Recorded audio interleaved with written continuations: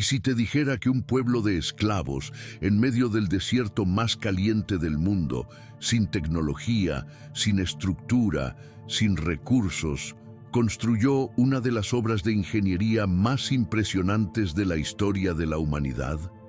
No un cobertizo improvisado, una estructura capaz de ser montada y desmontada durante 40 años sin que una sola pieza se desgastara. Y en el centro de esa obra había un fuego que necesitaba superar los 1000 grados. En el desierto, sin carbón, sin hornos modernos. ¿Cómo lo hicieron? Quédate hasta el final, porque lo que vas a descubrir cambiará para siempre la forma en que lees el libro de Éxodo. El pueblo de Israel acababa de cruzar el Mar Rojo. Durante 400 años, ese pueblo había sido esclavo. Sus manos conocían una sola cosa: ladrillos, arcilla, paja, sol, arcilla, paja, sol, día tras día, generación tras generación. No sabían esculpir, no sabían fundir metales, no tenían herramientas refinadas. Y fue precisamente a ese pueblo al que Dios escogió para construir su casa. No una casa cualquiera, la morada del Creador del universo, en medio de la arena. Cuando Moisés subió al monte Sinaí, recibió algo que ningún arquitecto jamás había recibido: un diseño venido del cielo. Medidas exactas, materiales específicos, proporciones precisas y una instrucción sin margen de duda. Asegúrate de hacerlo todo conforme al modelo que te fue mostrado en el monte. El tabernáculo no era una creación humana con aprobación divina. Era una copia fiel de algo que Moisés vio con sus propios ojos. Una realidad celestial reproducida en el plano físico con precisión absoluta. Pero, ¿quién sería capaz de ejecutar eso? Entre miles de personas, Dios llamó a un hombre por su nombre: Bezalel, hijo de Uri, de la tribu de Judá. E hizo algo que te pondrá la piel de gallina. Llenó a ese hombre con su espíritu, con sabiduría, con entendimiento, con conocimiento, con habilidad en toda clase de artesanía. Pero un solo hombre no bastaba. El desierto exigía más. Entonces Dios también llamó a Oholiab y les dio a ambos un don raro: la capacidad de enseñar. Hombres que nunca habían tocado una herramienta de orfebrería aprendieron a trabajar el oro. Manos marcadas por la esclavitud comenzaron a crear obras de arte.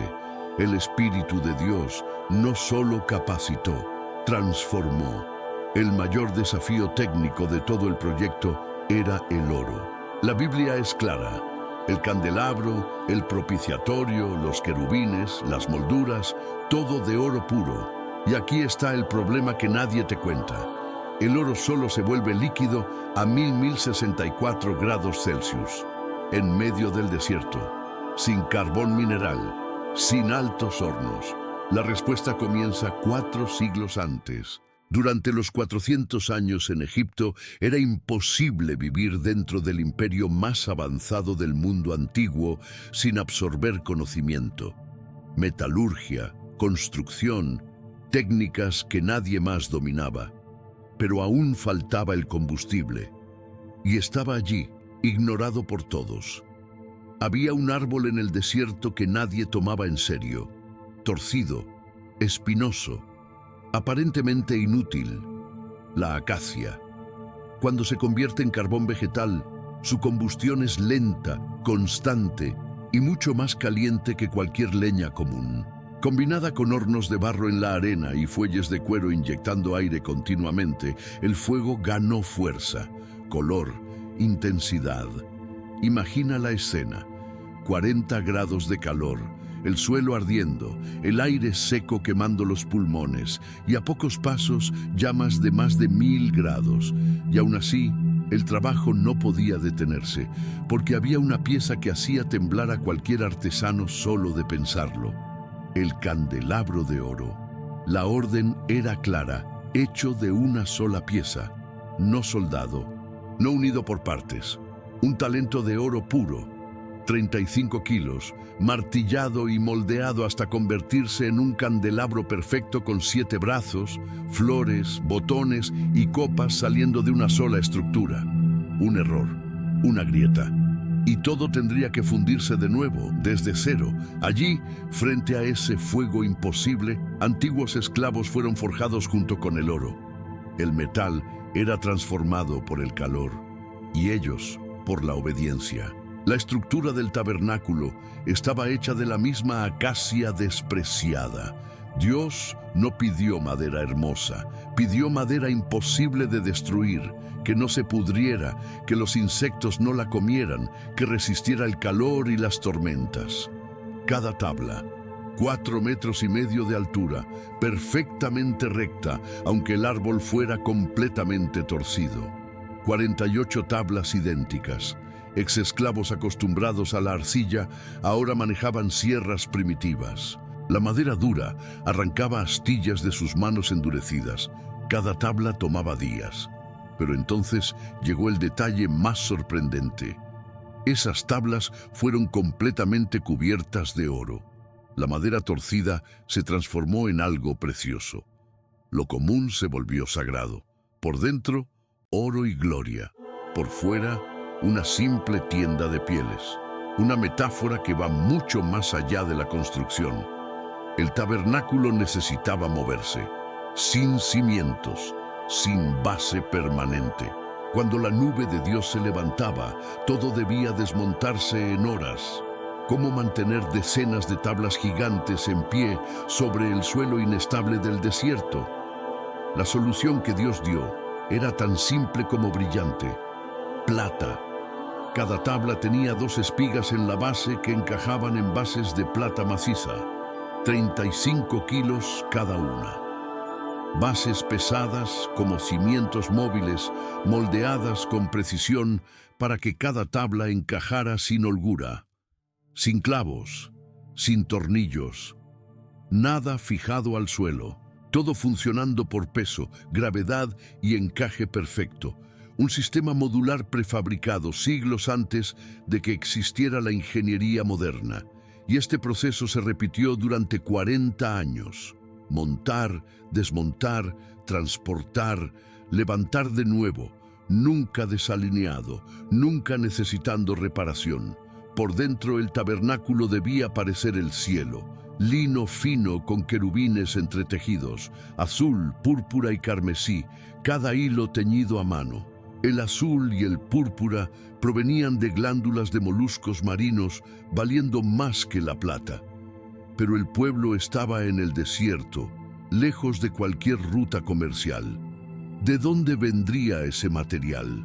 Eran riquezas de Egipto, entregadas por los propios egipcios en la noche de la Pascua. Lo que fue tomado en esclavitud fue devuelto como provisión para lo sagrado. Las mujeres de corazón hábil hilaban y teñían hasta alcanzar el color exacto. Los querubines formaban parte del propio tejido, apareciendo mientras se tejía, exigiendo matemática y planificación rigurosa. Un error y el querubín salía torcido. Mujeres en el desierto, sin manual, sin modelo, creando tapices dignos de reyes. Llegó el día. Éxodo 40 da la fecha exacta, el primer día del primer mes del segundo año. Moisés recibió la orden final: levantar el tabernáculo. Las bases de plata fueron alineadas, las tablas doradas fueron erigidas. El arca del pacto fue colocada en el lugar santísimo. El candelabro fue encendido, 7 llamas iluminando oro puro. La casa estaba lista, pero la pregunta más importante flotaba en el aire. ¿Dios la aceptaría? El pueblo se reunió afuera. El desierto quedó en silencio. Entonces sucedió. Una nube densa descendió desde lo alto, creció, se volvió pesada. Llenó el interior de tal manera que ni siquiera Moisés pudo entrar. Ese mismo Moisés que vio la zarza ardiente, que subió al Sinaí en medio del fuego, que habló con Dios cara a cara. Ni siquiera él atravesó la nube, porque la gloria del Dios vivo ahora habitaba entre ellos. El tabernáculo ya no era una obra humana, era una casa habitada. Y a partir de ese día, cuando la nube se levantaba, Israel marchaba. Cuando se detenía, el tabernáculo se levantaba nuevamente. Durante 40 años, la presencia divina guió al pueblo, visible para todos. Una simple tienda se convirtió en el centro del universo para toda una nación. Pero esa tienda nunca fue el plan final. Era temporal, móvil, hecha para peregrinos. El rey David un día dijo: «Yo habito en casa de cedro, mientras el arca de Dios habita entre cortinas». Dios respondió: «No tú, tu hijo». El tabernáculo nunca fue el final, fue el comienzo. Cada tabla, cada hilo, cada medida apuntaba hacia algo mayor. Y aquí está lo que más me impresiona después de meditar en todo esto. Dios no escogió a un pueblo que ya estaba listo. Escogió a un pueblo quebrado, marcado, cansado, sin habilidades aparentes. Y llenó a ese pueblo con su espíritu, no para impresionar al mundo, sino para habitar en medio de ellos. Piensa en cómo esto se aplica a tu vida. No necesitas ser el más capacitado. No necesitas tener todo resuelto antes de empezar. Dios llamó a Bezalel por su nombre y puede estar llamándote a ti por el tuyo también. No para que construyas una tienda en el desierto, sino para que te conviertas en una morada, para que la gloria que llenó aquel lugar encuentre en ti un lugar donde habitar. Si este video tocó tu corazón, deja tu comentario aquí abajo. ¿Qué fue lo que más te impresionó del tabernáculo? Si aún no estás suscrito, ahora es el momento.